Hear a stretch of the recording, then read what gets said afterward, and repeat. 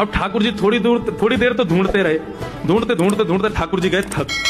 बोले जे तो मिले कोई ना गोविंदा, पतो ना कहां जाके छुप गए, मिले ही ना रो। सो ठाकुर जी कहा कियो, ढूंढना छोड़ करके मंदिर में गए और जाकर के अपने बिस्तर पे सो गए। बोले चुपो रे, मैं आई ना रो ढूंढवे तो को। और यहाँ गोविंद स्वामी छुप करके बैठे, बोले ठाकुर जी आ रहे होंगे। अब प्रतीक्षा करते शाम के 5 बज गए। गोविंद दास जी बेचारे बार बार इतने सहज हो जाएं कि ठाकुर जी को मैं दिख जाऊं। पहले वृक्ष पे थे, थोड़े नीचे आ गए कि कोई बात नहीं, ठाकुर जी को दिख नहीं रहूंगा, अब दिख जाऊंगा। फिर अब तो बिल्कुल खुले में ही खड़े हो गए, अरे पकड़ लो हमको आके। लेकिन ठाकुर जी तो है ही नहीं, ठाकुर जी सो रहे हैं कमरा में जाके। इतने में ही महाराज गोसाई जी ने घंटे घड़ियाल बजाए। ठाकुर जी के उत्थापन का समय शाम को 4:30-5 बजे मंदिर खुलता है। और जैसे ही घंटे घड़ियालों की आवाज आई, गोविंद स्वामी बोले मैं यहाँ दुबको बैठा हूँ, 4 घंटा से भूखो प्यासो पेड़ पे चढ़ा हूँ कि लाला आ रहे होगे ढूंढवे। खुद मंदिर में पहुंच के आरती करा रहे हैं अपनी।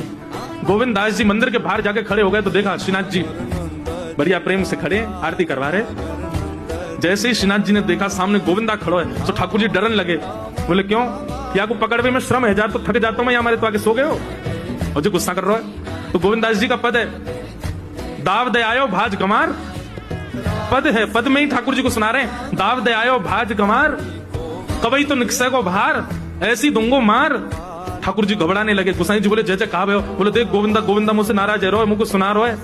गोसाई जी बोले हे गोविंदा तुम क्यों ठाकुर जी पे नाराज हो, तुम्हारे लाडले ने कहा कि तुम्हें कहा पतो। 4 घंटा से पेड़ पे लटको बैठो मैं कि आ रहे होंगे, आई ना यहाँ के सो गए, जैसे ऐसे काम करे तुम्हारा लाला। गोसाई जी जब ये लीला सुनते तो उनके नेत्र सजल हो जाते। तुम कितने भाग्यशाली हो, जगत नियंता त्रिलोकी नाथ इस कलिकाल में तुम्हारे साथ खेलते हैं, तुम्हारे साथ लीला करते हैं। गोविंदास ठाकुर जी को खेल बहुत प्रिय है बंधु, ठाकुर जी को खेलना बहुत प्रिय है। ठाकुर जी को आनंद कराओ।